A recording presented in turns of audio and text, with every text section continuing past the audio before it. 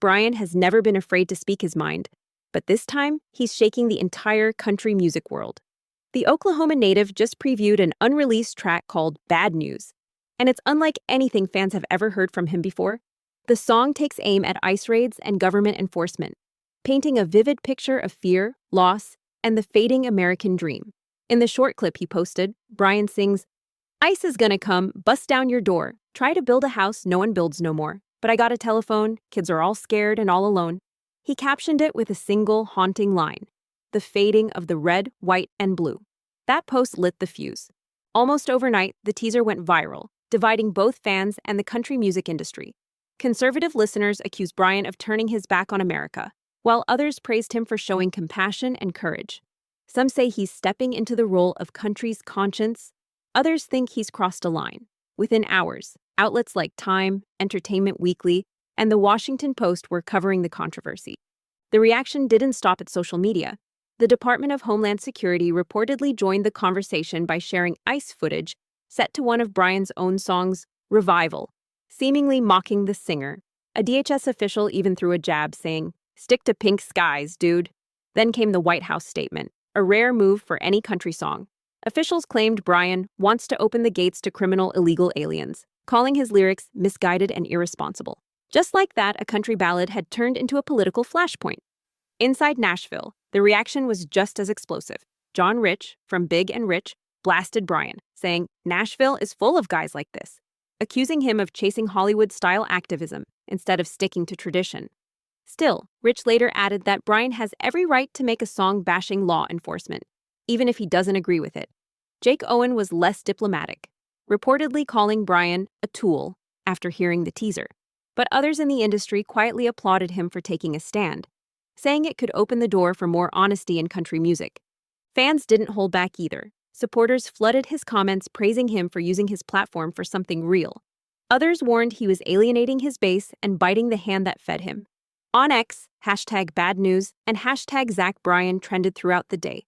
Some compared him to Bruce Springsteen, blue-collar, unfiltered, politically aware, while others accused him of trying to impress Hollywood.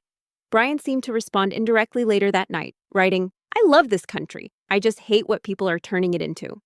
That line sums up the heart of the controversy. He's not attacking America. He's mourning what he sees as its decline. And coming from a Navy veteran, the message hits harder. Bryan has always written from the gut, blending patriotism with pain. His earlier hits, Something in the Orange, Pink Skies, Heading South, were rooted in heartbreak and authenticity. But Bad News feels different. It's a shot across the bow, calling out systems of power and forcing his audience to reckon with what loyalty and justice mean in 2025. Mainstream media outlets poured gasoline on the fire. Time called it a bold, unapologetic political stand from a reluctant star. Entertainment Weekly described it as one of the few country songs to directly call out ICE by name. The Washington Post said Bryan dragged country's patriotic identity into the modern immigration debate. Even government agencies got in on the viral moment, making memes and commentary that only made the conversation louder. The big question now is whether this helps or hurts him. Bryan's career is at its peak. His Quit in Time tour just broke records, drawing over 112,000 fans to Michigan Stadium, the largest single-ticketed concert in U.S. history. His music streams in the billions, and his fan base stretches across every political line, but Bad News could test that unity. If he releases it as is, it might become one of the most politically charged country songs since the Dixie Chicks' 2003 fallout. Or it could mark a turning point for a new generation of artists unafraid to mix storytelling with truth.